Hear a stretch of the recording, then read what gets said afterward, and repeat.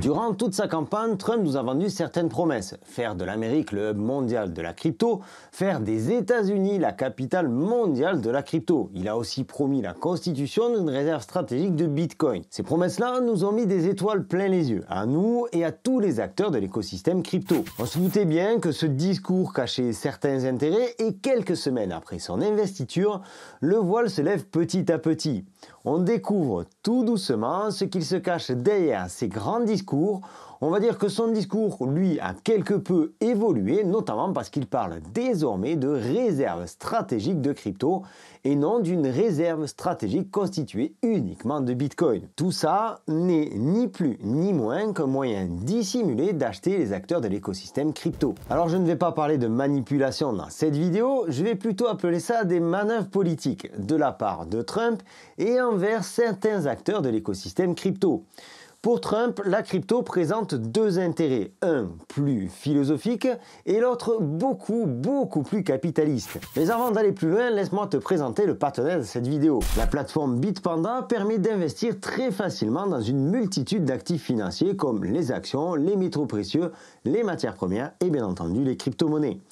C'est au total plus de 500 cryptos et 3000 autres actifs. Je te laisserai en description le lien pour rejoindre Bitpanda, qui est donc un partenaire récent de notre chaîne. Bitpanda, c'est 10 ans d'expérience, 5 millions d'utilisateurs et 10 licences et enregistrements internationaux. C'est aussi une plateforme intuitive et bien conçue, son interface utilisateur est conviviale, ce qui la rend accessible aux traders ou investisseurs novices, tout en proposant des fonctionnalités avancées pour les investisseurs expérimentés. À ce propos, dernièrement, Bitpanda a lancé Fusion, une plateforme de trading qui n'a rien à envier aux grands exchanges crypto. Avec Bitpanda, tu n'as aucun frais sur les dépôts en euros. Et au moment où je tourne cette vidéo, il y a une offre spéciale qui te permet de bénéficier de 3% de cashback si tu déposes en crypto. Donc comme je te le disais, si tu veux bénéficier de tout cela, tu peux tout simplement cliquer sur le lien en description de cette vidéo. Investir en crypto-monnaie comporte des risques, l'ensemble de cette vidéo est partagé à titre éducatif et informatif. Donc avant d'investir, tu dois effectuer tes propres recherches et investir avec prudence et discernement et t'informer de la législation en vigueur dans ton pays. Revenons-en à Trump et si l'on peut dire sa relation philosophique avec la crypto. Au départ, la crypto se veut notamment être un outil de lutte contre l'inflation. Il n'y aura que 21 millions de bitcoins, pas un de plus, contrairement à la planche à billets qui imprime chaque jour des milliards pour soutenir l'économie mondiale. Avec Bitcoin, on évite l'impression monétaire. Ça, je pense que tu commences à le comprendre si tu t'intéresses un minimum à la crypto. Au-delà de ça, Bitcoin, la crypto dans son ensemble, deviennent le symbole d'un système libertarien. Plus de frontières, plus de dépendance aux États. C'est d'ailleurs dans ce registre qu'on retrouve le grand copain de Trump, le célèbre Elon Musk, patron de Tesla et de SpaceX. Pourtant, la crypto, via la blockchain, vient proposer une solution de contrôle inédite jusqu'alors. Avec la crypto, tout est traçable très facilement. Et donc tout cela colle parfaitement avec la philosophie de Trump. En gros, vous êtes libre de faire ce que vous voulez, par contre, je suis libre de contrôler ce que vous faites. Je passe volontairement rapidement sur ce chapitre, certes ça mériterait qu'on s'y attarde peut-être un petit peu plus, mais il y a des choses plus évidentes et certainement moins polémiques. Je t'invite cependant à me partager ton avis en commentaire sur la vision de Trump et sur ce que je viens de te partager. Tout ça vis-à-vis de la crypto et Trump, grosso modo. Je serais ravi de prendre ton avis sur cette question et cette situation. En novembre 2024, Justin Sun, le fondateur de Tron, a engagé 30 millions de dollars dans WLI, World Liberty Financial, pour soutenir la boîte d'investissement crypto de la famille Trump. En janvier 2025, il a ajouté 90 millions de dollars. Pendant la campagne électorale de Trump, Ripple donnait 46,5 millions. Coinbase donnait exactement le même montant. Andreessen Horowitz, également connu sous le pseudonyme de A16Z, un fonds américain de capital risque fondé en 2009 par Mark Andreessen et Ben Horowitz, donnait quant à lui 45 250 000 dollars. Les frères Winklevoss, anciens associés de Zuckerberg au lancement de Facebook et désormais propriétaires de l'exchange crypto Gemini, ont quant à eux soutenu la campagne de Trump à hauteur de 5 millions de dollars. Et donc depuis, Trump a été élu, il a récemment dîné avec Brad Garlinghouse, le patron de Ripple, il a viré Gary Gensler de la SEC et nommé Elon Musk aux commandes du Doge. Le 23 janvier, il a signé un décret qui paraît au premier abord relativement innocent dans la continuité de sa campagne. Ce décret interdit la création d'un dollar numérique, ce que l'on appelle un CBDC, une crypto-monnaie d'État. À ce niveau, il ne s'agit pas d'une interdiction liée à une quelconque revendication philosophique.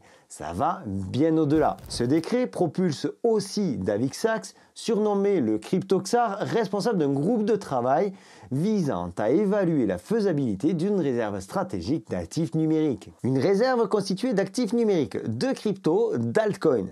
C'est pas du tout, mais alors pas du tout, la même chose qu'une réserve stratégique de Bitcoin. Parce que le Bitcoin appartient à personne et à tout le monde en même temps. Il est totalement libre. Satoshi Nakamoto, le fondateur du Bitcoin, n'a pas donné signe de vie depuis le 12 décembre 2010, laissant le Bitcoin devenir totalement libre, devenir le symbole d'un nouveau paradigme libertarien. Tous les autres altcoins à l'heure actuelle sont une invention, voire même la propriété de quelques personnes ou entreprises, aux modèles économiques totalement différents. Et là, vous voyez peut-être où je veux en venir. Trump a aussi annoncé à demi-mot vouloir mettre la crypto en mode America First, c'est-à-dire privilégier les entreprises crypto qui sont installées sur le sol américain.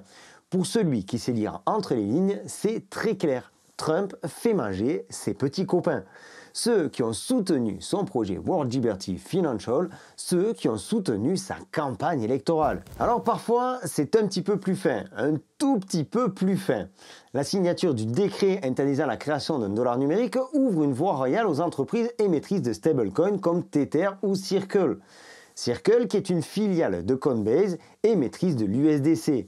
Coinbase qui a financé la campagne de Trump à hauteur de 46 millions de dollars. Trump qui a aussi laissé entendre une mesure de détaxation pour ces entreprises. Selon plusieurs rumeurs, il semblerait que les plus-values effectuées par les investisseurs sur les cryptos liés aux entreprises installées sur le sol américain soient ramenées à zéro.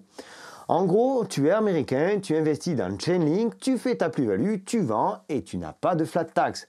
On est en plein dans le protectionnisme américain, America First, si cher à Donald Trump. On sait aussi que Donald Trump promet de nommer Brian Kidson au poste de président de la CFTC. Brian Kidson qui est aussi directeur de la politique du fonds crypto de la société A16Z. Maintenant, regardons un peu la face immergée de l'iceberg, parce qu'il y a des choses moins évidentes et d'autres choses beaucoup plus inquiétantes pour certaines boîtes. Anatoly Yakovenko, né en Ukraine mais émigré aux États-Unis, a lancé Solana aux États-Unis en 2017. Même s'il n'a pas directement, ouvertement soutenu le président Trump, il a cependant critiqué le gouvernement Biden et son incapacité à créer des emplois dans le domaine de la blockchain.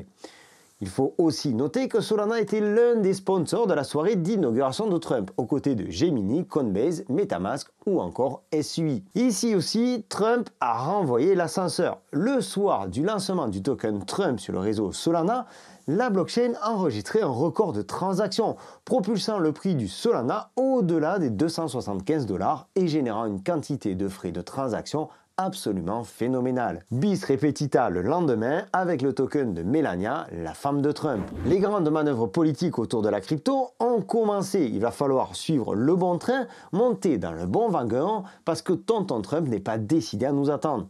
Ces derniers temps, c'est Ondo qui revient sur toutes les lèvres. Ondo, les RWA. Je ne manquerai pas de te tenir au courant sur cette chaîne. En revanche, autour de tout ça, il y a une crypto qui pourrait être le grand perdant de toutes ces manœuvres. Tu vois peut-être de laquelle je veux te parler. Ethereum. Vitalik Buterin n'est pas dans les petits papiers de Trump pour le moment. Alors pas dans les petits papiers, rien n'a vraiment filtré au sujet d'un financement de la part de Ethereum au bénéfice de Trump. Et pourtant, le fils de Trump a tweeté que c'était le meilleur moment pour acheter de l'Ether. Et de notre côté, World Liberty Financial a cumulé ces dernières semaines une quantité énorme d'Ethereum. Et cela pourrait bien poser un autre type de problème.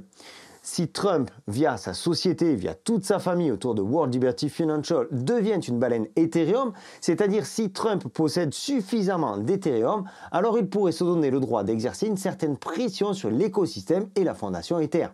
Exactement comme quelqu'un qui posséderait aujourd'hui des actions d'un grand groupe et qui aurait sa place au conseil d'administration. Pour certaines cryptos, ça fonctionne exactement selon les mêmes mécaniques. Et donc je pense que ça pourrait mettre Ethereum en grand danger, même si pour le moment il n'y a pas péril en la demeure. Pour ma part, je pense que l'annonce de la constitution d'une réserve stratégique en crypto-monnaie avec certains altcoins comme Solana, Ripple, Chainlink ou encore Tron pourrait sonner non seulement le début du bull run, mais aussi le début d'une alt-season exceptionnelle. Et ça, je pense que ça va pas se faire du jour au lendemain, parce que cette réserve stratégique, et je terminerai là-dessus, cette réserve stratégique ne se fera pas sans l'aval des autres potes de Trump, ceux qui émettent et profitent des ETF.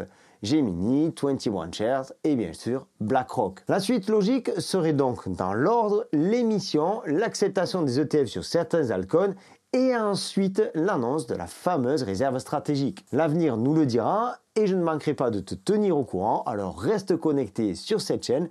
Connecte-toi également au canal Telegram, je te laisse tous les liens en description de la vidéo. Abonne-toi, c'est par ici. Je te souhaite une excellente continuation, je te donne rendez-vous dans une prochaine vidéo. D'ici là, prends soin de toi et de tes cryptos. Ciao!